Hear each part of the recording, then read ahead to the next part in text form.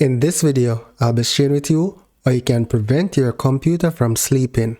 So you want to go to Start, search for Control Panel.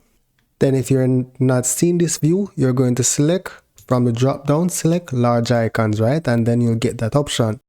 Then select Power Options. And then here, select Change Plan Settings. Let's maximize the window. So there are two types of settings you need to note, right? When it's on battery and when it's plugged in, right? So here, after 3 minutes on battery, it will turn off the display, and after 3 minutes, it will put it to sleep. For when it's plugged in, it's 5 minutes. Now to change it from sleeping from the drop down, you're going to select Never and then select Save Changes.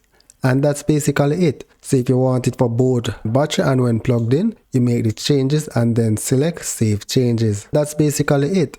So that's it for now, guys. Thank you for watching and see you in the next video.